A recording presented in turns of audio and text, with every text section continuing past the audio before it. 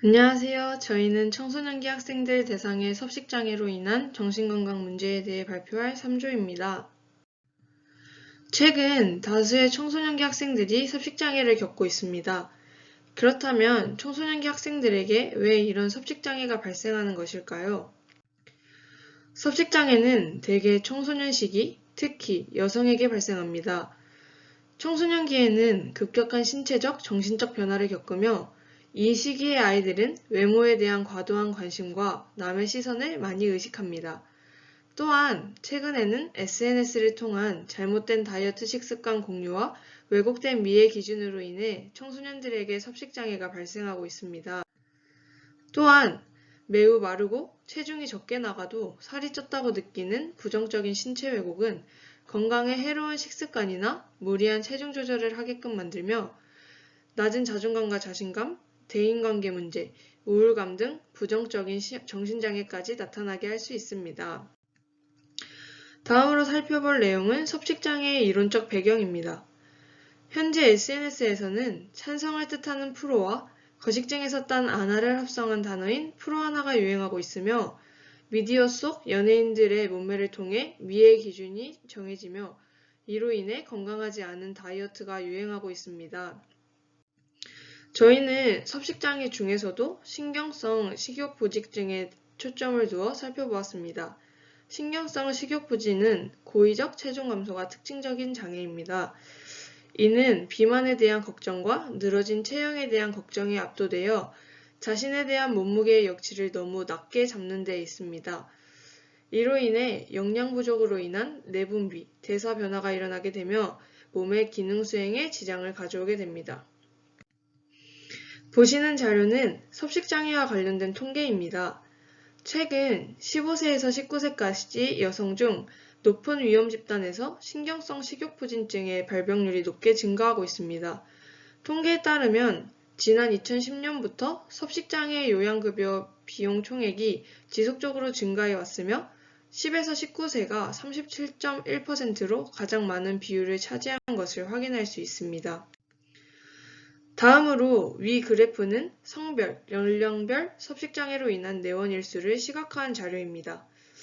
전 연령에서 여성의 비율이 2배 이상 차지하며 특히 대상자로 선정한 지역사회 집단의 10에서 19세의 연령 구간별 내원일수는 남성 814일, 여성 1752일로 여성 청소년의 내원일수가 남성 청소년의 13배에 달합니다. 이러한 통계 자료를 통해 섭식장애가 청소년기에 심각한 건강 문제로 자리 잡았음을 확인할 수 있습니다. 그렇다면 이를 해결하기 위해 요구되는 정책이나 간호사의 역할은 무엇일까요? 먼저 문제 해결에 대한 필요성을 느끼는 것입니다. 섭식장애는 저절로 낫는 경우가 없으며 저체중으로 인한 사망이나 높은 자살률을 보입니다. 그러므로 청소년들의 올바른 신체 이미지 확립과 바람직한 식습관을 위한 영양교육, 제대로 된 지식 없이 다이어트 제품이나 약물을 남용하지 않도록 약물 복용에 대한 교육이 필요합니다. 두 번째로는 섭식장애 웹 플랫폼을 활용하는 것입니다. 섭식장애 웹 플랫폼은 섭식장애 예방 및 조기 발견, 조기 치료를 위해 만들어진 플랫폼입니다. 이 웹에는 섭식장애 예방 및 조기 개입을 위한 간단한 평가가 있습니다. 또한 섭식장애를 초래할 수 있는 몸무게, 체형, 생활습관에 관한 건강하지 않은 생각을 전환하게 함으로써 섭식장애를 예방하며 의료 전문가를 대상으로 한 교육 프로그램을 제공하고 있습니다. 다음은 간호사의 역할입니다.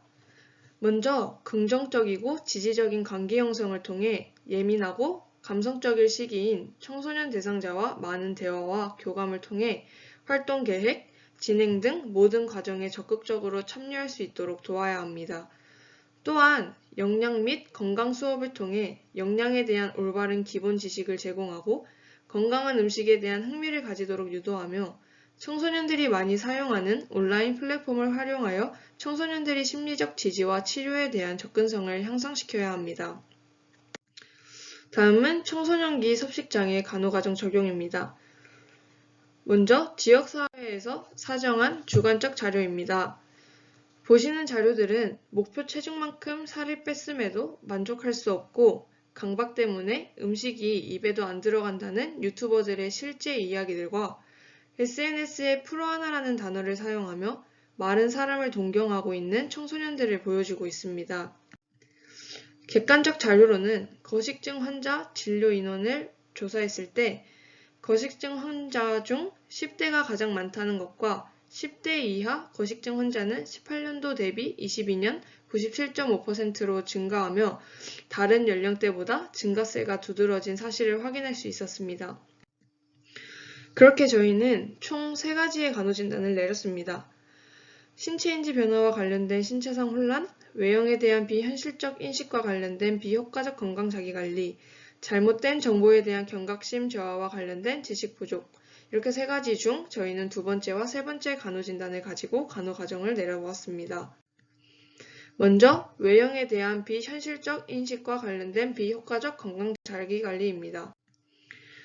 주관적 자료는 목표 체중만큼 살을 뺐는데 만족이 안 되고 조금이라도 찌는 게 싫어서 거울도 잘 안 봐요 라고 말한 내용이며, 객관적 자료로는 섭식장애의 원인은 강박에서 시작되며 최근 미디어를 통한 잘못된 식습관 문제를 공유하는 젊은 여성들이 많아지고 있다는 사실입니다.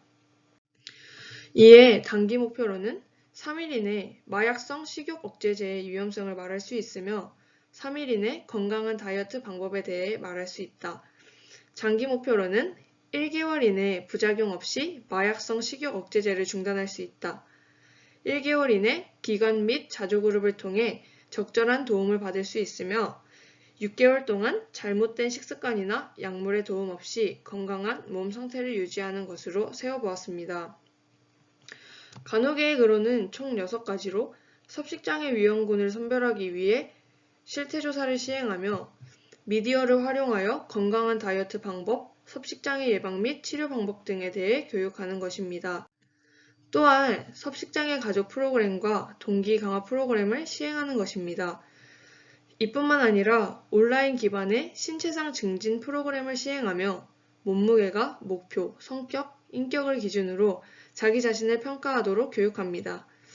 이러한 간호계획을 통해 섭식장애 위험군을 선별하고 섭식장애 자녀의 연령에 적합한 방식으로 식사와 체중 조절을 이행해 나가도록 도울 수 있습니다.